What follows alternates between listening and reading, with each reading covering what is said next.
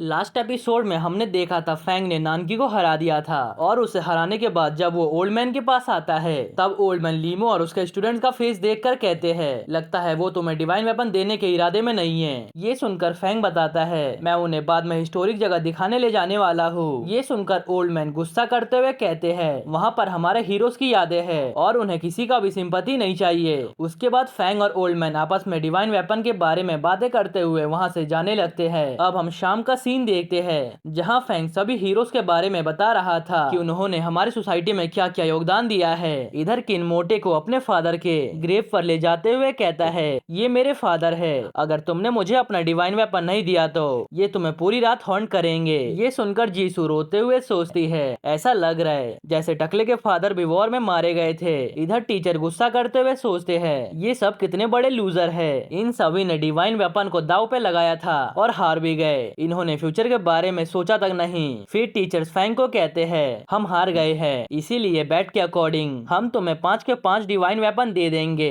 ये सुनकर फैंग भी मान जाता है। तभी किन पूछता है क्या मैं डिसाइड कर सकता हूँ कि मुझे कौन सा वाला डिवाइन वेपन चाहिए, मगर उससे पहले ही सभी बताने लगते हैं कि उन्हें अपना कौन सा वेपन उन्हें देना है। इधर मोटा अपने बूट्स देने के लिए रेडी नहीं था, तब उसके साथी उसके बूट्स को निकालने लगते हैं। ये देखकर टीचर भी अपना सिर पीटना शुरू कर देते हैं। इधर फैंग किन से सभी डिवाइन वेपन लेते हुए कहता है तुम इन सभी को वॉर रूम दिखाओ जब तक मैं आता हूँ, और जब किन नहीं मानता तब फैंग उन्हें एक नोट देते हुए कहता है तुम जितना एनर्जी यूज करना चाहते हो कर लो, मगर तुम रैंक 5 पर नहीं पहुँचे तो मैं तुम्हें निकाल दूंगा। पीछे से सॉन्ग कहता है मैं वापस जा रहा हूँ, अगर तुम्हें काम होगा तो मुझे बुला लेना, मैं जा रहा हूँ रैंक 6 में ब्रेक थ्रू करने के लिए। इधर फैंग सरीना के पास आते हुए कहता है मैं आपको ये डिवाइन वेपन दे रहा हूँ, ये ग्लव्स बेटर है मगर मुझे लगता है इसके लायक लायन है। ये सुनकर ओल्ड मैन गुस्सा करते हुए कहते हैं तुमने मुझे बूट्स क्यों दिया, मैं तो मास्टर ऑफ स्वॉर्ड्स हूँ, इस हिसाब से तो मुझे स्वॉर्ड्स मिलना चाहिए। इधर फैंग अपने वेल्थ को देखते हुए डिसाइड करता है कि उसका टाइम आ चुका है रैंक 6 में ब्रेक थ्रू करने का। अब हम अगले दिन का सीन देखते हैं जहाँ किन चिल्लाते हुए कहता है आज हम कुछ अच्छा खाने वाले हैं, ये डिमोनिक रैंक 7 का मीट है जो कि बहुत ही फ्रेश है और एनर्जी से भरा हुआ है। ये सुनकर मोटा बोलता है फिर तुमने दिखावा करना शुरू कर दिया, तुम हमें शांति से खाना खाने दो। जिस पर किन गुस्सा करते हुए कहता है मैं दिखावा कर रहा हूँ, फैंग से जाकर पूछो कैसे मेरे कारण से रैंक 7 का डिमोनिक बीस्ट मारा गया था, अगर मैं नहीं होता तो ये मरता भी नहीं। इधर फैंग पूछता है क्या मास्टर भी कैटाकॉम्ब में जा रहे हैं, जिस पे जीसू कहती है हाँ, मगर तुम हमारे मास्टर के बारे में कैजुअली बात नहीं कर सकते हो। तब मोटा बताता है कुछ दिनों में मैंने तुम्हारे बारे में बहुत कुछ सीखा है। जिस पे फैंग पूछता है तुम्हें क्या लगता है मैं एक कल्ट का मेंबर हूँ, जिस पर मोटा मना कर देता है। फिर फैंग उनसे पूछता है उनके पास कितने एंसेस्टर ग्रैंड मास्टर है, तब वो उसे बताते हैं उनके पास 13 ग्रैंड मास्टर है और उनमें से यांग ने बॉर्डर क्रॉस करने का ट्राई किया था मगर अभी तक नहीं पता उनके साथ क्या हुआ है, हो सकता है उन्हें कोई फॉरबिडन मॉन्स्टर ने मार दिया हो, हमारे टीचर्स ने उस एरिया में जाने से मना किया है। तुमने यूवाई मॉन्स्टर्स के बारे में सुना है, उसे बनाया ही गया था फॉरबिडन मॉन्स्टर्स को रोकने के लिए, मगर पिछले कुछ सालों में बहुत सारे अटैक्स देखने को मिले हैं, हमें नहीं पता उन्हें कौन करवा रहा है, मगर इस बात को भूल जाओ मैं इसके बारे में और बात नहीं करूंगा। ये सुनकर किन गुस्से में बोलता है अगर तुम बीच में ही बात को रोक दोगे तो मैं तुम्हें जान से मार दूंगा। फिर मोटा धीरे से जीसू को कहने लगता है मैं इन्हें सभी बातें नहीं बता सकता हूँ। उसके बाद वो कहता है ह्यूमैनिटी ऑलमोस्ट खत्म हो चुकी है। ये सुनकर तो फैंग और किन दोनों ही शॉक्ड होते हैं। अब हम देखते हैं सभी स्टूडेंट जल्दी से बाहर निकल कर आते हैं जहाँ उन्हें पता चलता है लायन रैंक 7 में ब्रेक थ्रू कर रही है और उनका सिंबल भी लायन होता है। ये देखकर किन कहता है मुझे लगा था इनका सिंबल ग्लव्स या फिर फीस्ट होगा, ये तो लायन निकला। इधर बाकी सभी टीचर्स लायन को सपोर्ट दे रहे थे ताकि उनका ब्रेक थ्रू अच्छे से हो जाए। कुछ देर बाद उनका ब्रेक थ्रू हो जाता है और सभी स्टूडेंट्स उन्हें कांग्रेचुलेट करने लगते हैं। अब लायन स्कूल के 6 ग्रैंड मास्टर भी बन चुके थे, जिसे जानने के बाद फैंग बहुत ही खुश दिख रहा था। इधर फैंग दूसरे स्कूल के टीचर के पास आकर उन्हें इनवाइट करते हुए बताता है वो सभी एक पार्टी रखने वाले हैं सभी ग्रैंड मास्टर के लिए, अब 2 अप्रैल को उसमें जरूर आना। ये सुनकर वो मना करते हुए बताते हैं उनका स्केड्यूल बहुत ही बिजी है जिस कारण से वो नहीं आ पाएंगे। फिर वो मनी मन सोचते हैं ये स्कूल अब बहुत ज्यादा स्ट्रॉन्ग बन गया है और हमारे साथ दोस्ती करना चाहते हैं, इनके प्रपोजल को मना करना सही नहीं रहेगा। फिर वो कहते हैं हम तुम्हारे प्रिंसिपल से मिलने के बाद वापस आएंगे। तभी फैंग बताता है प्रिंसिपल इसी तरफ आ रही है। फिर वो आते ही पूछते हैं क्या ओल्ड मैन और लायन ने ब्रेक थ्रू कर लिया, जिस पर फैंग उनके पास जाकर पूछने लगता है बैटल कैसा चल रहा है। ये सुनकर प्रिंसिपल बताते हैं वो बैटल नहीं था, मगर उसका क्रेडिट तुम्हें ही जाता है। यानमैन सिटी को जल्दी शिफ्ट कर दिया जाएगा, इसका मतलब उसे बचाने के चांसेस है हमारे पास, और दुश्मनों के पास हजारों से ज्यादा सोल्जर है और उनके पास रैंक 9 का डिवाइन वेपन भी है, मगर मैं उसे मार भी नहीं सकता, लेकिन शायद मैं उसे टाइम आने पे मार दूं। तभी ओल्ड मैन अपने बुक्स को दिखाते हुए कहते हैं अब ये ओल्ड हो चुका है, वेयर हाउस में दूसरा पड़ा हुआ है, शायद मुझे उसे ले लेना चाहिए। डिवाइन वेपन को देखकर प्रिंसिपल शॉक्ड हो जाते हैं। फिर फैंग बताने लगता है ये सभी डिवाइन वेपन तो कुछ भी नहीं है, और मनी मन कहने लगता है ओल्ड मैन ने मेरे बताने से पहले ही सब कुछ बताकर अच्छा कर दिया। ये सुनकर प्रिंसिपल कहने लगते हैं तो चलो अब सभी डिवाइन वेपन का रैंक देखा जाए और उनमें इम्प्रूवमेंट किया जाए। डिवाइन वेपन के मिलते ही सभी टीचर्स की रैंकिंग बहुत ही स्पीड में चेंज हो रही थी और ये बात पूरे न्यूज़पेपर में बताया जा रहा था। सभी स्टूडेंट्स भी अपने रैंक पर ध्यान देते हुए ब्रेक थ्रू करे जा रहे थे और पहले से काफी स्ट्रॉन्ग भी दिखाई दे रहे थे। इधर हम फैंग को देखते हैं जो रैंक 6 में ब्रेक थ्रू करने के लिए बहुत ही मेहनत किए जा रहा था। वो टीचर्स की बातों को याद करते हुए अपने बॉडी पर और ज्यादा कंसंट्रेट करने का ट्राई कर रहा था। इधर हम लायन और सरीना को देखते हैं जो उड़ते हुए कहीं जा रहे थे और आपस में बात करते हुए कहते हैं कि अब रैंक 5 पे पहुंच चुका है और रैंक 6 में पहुंचने के लिए दिन रात मेहनत कर रहा है। फैंग भी 7 दिनों से लगातार प्रैक्टिस कर रहा है मगर अब रुक चुका है, इसका मतलब ये है कि अब वो ब्रेक थ्रू करने वाला है। चलो चलकर उसे देखा जाए। तभी फैंग उनके सामने से गुजरता है और उनसे कहता है कि मैं वापस से स्कूल जा रहा हूँ, जिस पे लायन कहते हैं तुम तो ब्रेक थ्रू कर रहे थे ना, तो फिर तुम वापस क्यों जा रहे हो। ये सुनकर फैंग बोलता है मैं साउथ की तरफ जा रहा हूँ ब्रेक थ्रू करने के लिए, शायद वहाँ पर मेरा ब्रेक थ्रू अच्छे से हो जाए। ये सुनकर लायन हंसते हुए कहते हैं ये तुम क्या बात कर रहे हो, सभी जगह ब्रेक थ्रू तो एक ही जैसा होता है। जिस पे गुस्सा करते हुए सरीना कहती है ये सिर्फ शो ऑफ कर रहा है, मेरा बस चले तो मैं इसे जान से मार दूं। अब हम फैंग को देखते हैं जो सबके सामने अनाउंस करते हुए कहता है मैं आज रैंक 6 में ब्रेक थ्रू करने वाला हूँ। ये सुनकर जी परेशान होते हुए कहती है ये सांजिनो गेट को लोकेट नहीं करने वाला है बल्कि पील करने जा रहा है। फिर फैंग अपना ब्रेक थ्रू करना शुरू कर देता है और सी को 2 हिस्सों में काट देता है। ऐसा करते ही सांजिनो गेट अपीयर हो जाता है और इसी के साथ फैंग रैंक 6 पर पहुंच जाता है। ये देखकर सभी तालियां बजाने लगते हैं और किन नीचे बैठकर रोते हुए सोचता है हम दोनों के बीच में इतना बड़ा गैप कैसे हो सकता है। जब मैं रैंक 3 पर था तब वो एक मार्शल आर्टिस्ट भी नहीं था और अब मैं रैंक 5 पर हूँ और वो रैंक 6 पर पहुंच चुका है। मुझे अभी एक कंधे की जरूरत है जिसपे मैं सिर रखकर रो सकूं। इधर फैंग रैंक 6 पर पहुंचकर काफी खुश हो रहा था और उसे रैंक 6 पर पहुंचने के बाद अलग ही फील हो रहा था, मगर तभी अचानक से उसके चेस्ट में दर्द होने लगता है। ऐसे लग रहा था जैसे उसके बॉडी में कुछ तो लीक हो रहा है और वो सोचता है नहीं ऐसा तो नहीं है कि सांजिनो गेट से एनर्जी निकल रहा है। पहला गेट तो वाइटलिटी होता है और दूसरा गेट स्पिरिचुअल एनर्जी, तीसरा गेट होता है लाइफ फोर्स। अब मुझे समझ आया आखिर रैंक 7 का गोल होता है तीनों गेटों को क्लोज करना। क्या हम सही में लास्ट तक पहुँचते पहुँचते इमोर्टेलिटी को हासिल कर सकते हैं, मगर मेरी वाइटलिटी इतनी ज्यादा कैसे बढ़ गई। ऐसा लग रहा है जैसे मैं ग्रैंड मास्टर के रैंक तक पहुँचने वाला हूँ। फैंग ने सिर्फ 2 साल में ही रैंक 6 में ब्रेक थ्रू कर लिया और उसने इसी के साथ एक रिकॉर्ड को सेट कर दिया है। सभी स्टूडेंट उसे कांग्रेचुलेट करने लगते हैं। अब स्कूल के द्वारा एक लिस्ट को निकाला जाता है जिसमें फैंग का तो नाम होता है मगर किन का नहीं। ये देखकर वो गुस्सा होते हुए कहता है मुझे फर्क नहीं पड़ता मेरा नाम उस लिस्ट में आए या नहीं, मगर ये बहुत ज्यादा एम्बैरेसिंग है, मुझे लिस्ट बनाने वाला इंसान कहाँ मिलेगा। इधर फैंग उससे कहता है तुम जंप मत करो और जाकर मार्शल आर्ट सोसाइटी में बोलो कि वो लोग तुम्हारा नाम इस लिस्ट में डाल दे और मुझे तो परेशान करना मत।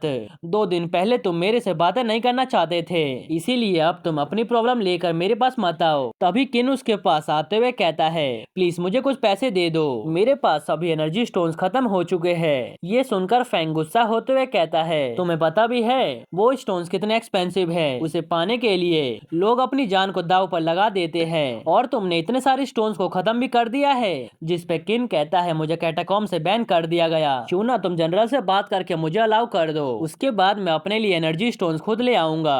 अगर तुम ऐसा नहीं करोगे तो सेलेस्टियल बॉडी की प्रैक्टिस करते हुए मेरी बॉडी ब्लास्ट हो जाएगी। ये सुनकर फैंग गुस्सा करते हुए कहता है क्यों ना तुम एनर्जी चैम्बर में चले जाओ और तुम लाइफ एसेंस भी यूज कर सकते हो जो कि बहुत ही पावरफुल होता है, मगर तुम्हारे पास तो है ही नहीं। अगर मैं ये तुम्हें दे दूंगा तो तुम क्या करोगे मेरे लिए। तब किन कहता है मैं स्कूल के एक साथ 10 साल का कॉन्ट्रैक्ट साइन कर दूंगा। ये सुनकर फैंग उससे बोलता है कि तुम्हें कम से कम 30 साल का काम करना पड़ेगा। ये सुनकर किन बोलता है मुझे तो अभी ये तक नहीं पता कि मैं उस टाइम तक जिंदा रह भी पाऊंगा या फिर नहीं। फिर कुछ देर बाद बहस करने के बाद किन को उसके सामने झुकना पड़ता है और उसके डील के लिए मानना पड़ता है। तभी जैंग आकर फैंग को बताता है कि ऐसे स्कूल से वाइस चांसलर आए हैं, क्या तुम उन्हें रिसीव करने जाना चाहते हो। जिस पे फैंग कहता है अच्छा तो मिस्टर शैन यहाँ पर आ गए, उन्होंने हाल ही में रैंक 8 में ब्रेक थ्रू किया है, मगर वो यहाँ पर क्या कर रही है मुझे जाकर चेक करना चाहिए, मैं उन्हें वहाँ पर कांग्रेचुलेट भी कर दूंगा। फिर वो जैंग से बोलता है तुम किन को अपने साथ लेकर चले जाओ, उसने 30 साल के लिए कॉन्ट्रैक्ट को साइन कर लिया है।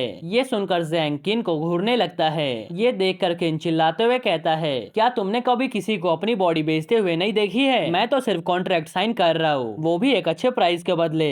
ये देखकर जैंग सोचने लगता है ये फैंग कितना ज्यादा रूथलेस है। फिर फैंग पहुंच जाता है मिस्टर शैन को कांग्रेचुलेट करने के लिए। उनके पास जाकर फैंग उन्हें 100 होनिंग फ्रूट्स देता है जी के लिए, ताकि वो जल्दी से अपना ब्रेक थ्रू कर सके। जिसपे वो कहते हैं ठीक है मैं जी को ये सब दे दूंगा, बस तुम मुझे अब पागल बनाना छोड़ो। चलो अब काम की बात पर आते हैं। अब टिएनमेन कैटाकॉम्ब का बैटल वापस से ओपन हो रहा है। हमने डिसाइड किया है 3 ग्रैंड मास्टर को अंदर भेजने का।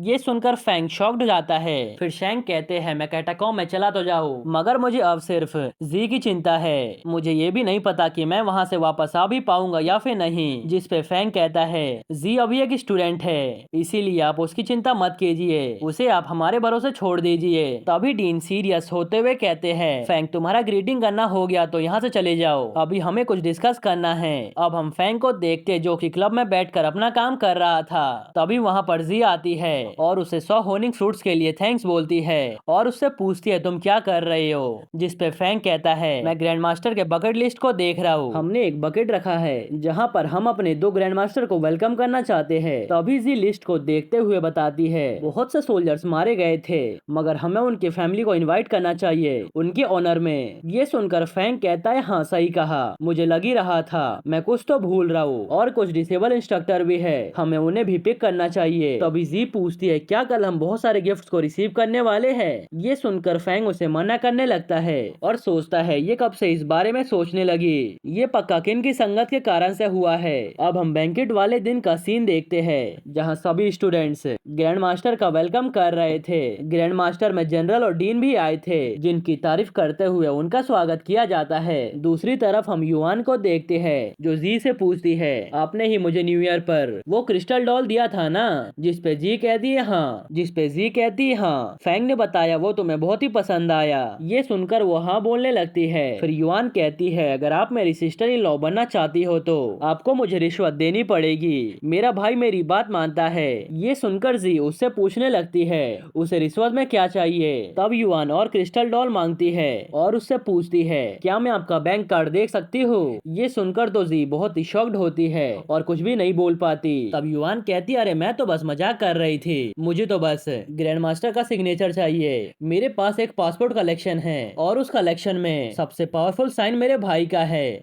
यहाँ पर बहुत सारे ग्रैंड मास्टर आए हैं, क्या आप मुझे उनका साइन लेकर दे सकती है। जिसपे वो कहती है हाँ मैं को सिग्नेचर ला सकती हूँ। ये सुनकर युआन उसे अपनी सिस्टर इन लॉ बनाने को तैयार हो जाती है। इधर हम प्रिंसिपल को देखते हैं जो मिस्टर हाउस से पूछते हैं अभी गवर्नमेंट क्या प्लान बना रही है, क्या वो मार्शल आर्टिस्ट के रिसोर्स को कम करना चाहती है। जिसपे हाउ बताते हैं ये कंफर्म तो नहीं है मगर ऐसे होने के चांसेस हाई है। तब प्रिंसिपल याद करते हैं उनके पास ई कॉमर्स वेबसाइट है जिसके कारण उन्हें आगे जाकर कोई भी दिक्कत ना हो। फिर वो इस बारे में बातें करने लगते हैं। इधर फैंग ई कॉमर्स में सभी को सपोर्ट करने के लिए उन्हें डॉक्यूमेंट देना शुरू कर देता है। तभी उन्हें एक लाइट आते हुए दिखती है और जब सभी पीछे मुड़कर देखते हैं तब उन्हें पता चलता है ओल्ड मैन अपने मेंटेलिटी को यूनाइट करने का ट्राई कर रहे हैं। ये सुनकर फैंग पूछता है क्या ये डेंजरस नहीं है। जिस पे दूसरे मास्टर बताते हैं ये बहुत ज्यादा डेंजरस है, अगर इस बार इसकी बुद्धि डिस्ट्रॉय हुई तो उसे वापस नहीं लाया जा सकता है। ये सुनकर फैंग शॉक्ड होता है और वो जल्दी से प्रिंसिपल के पास जाकर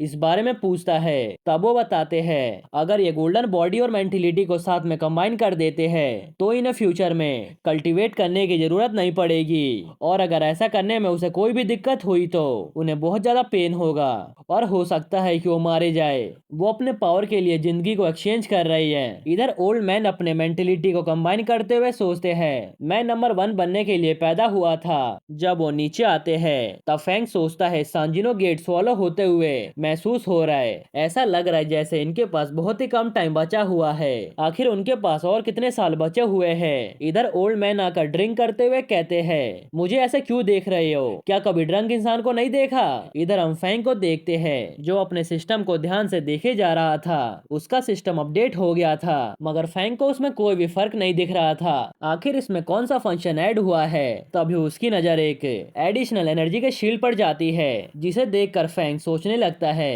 क्या इस शील्ड से मैं अपने आप को प्रोटेक्ट कर सकता हूँ, मुझे ट्राई कर लेना चाहिए, प्रैक्टिस से ही तो मैं परफेक्ट बनूंगा। तभी वहाँ पर जी आ जाती है जो आते ही पूछती है फैंग क्या तुम बिजी हो या फिर कहीं जा रही हो। तभी फैंग उसके पास शील्ड लगा देता है जिससे उसका ऑरा कम होने लगता है, मगर इस बारे में जी को पता नहीं था। उसे समझ नहीं आ रहा था आखिर फैंग उसे क्यों घूरे जा रहा है, क्या यह मुझसे कुछ कहना चाहता है। मैं इसकी बात सुनने के लिए बिल्कुल रेडी हूँ। तभी फैंग कहता है मैं प्रिंसिपल ऑफिस जा रहा हूँ। ये सुनकर वो शॉक्ड होती है, उसे लगा था फैंग उसे कुछ और बोलने वाला है। इधर फैंग भागते हुए डीन के पास पहुंच जाता है और कहता है मुझे पता था तुम चीट कर रहे हो। ये सुनकर डीन गुस्से में कहते हैं क्या तुम मुझे डांट रहे हो, क्या तुम्हारा जिंदा रहने का मन नहीं है। फिर वो उसे मारने के लिए आगे बढ़ते हैं। तब फैंग इनका हाथ पकड़ते हुए कहता है डीन मुझे माफ कर दो, मेरा कोई भी इरादा नहीं था आपको सबक सिखाने का। ये सुनकर डीन और ज्यादा गुस्सा होते हुए पूछते हैं आखिर तुम्हारी हिम्मत कैसे हुई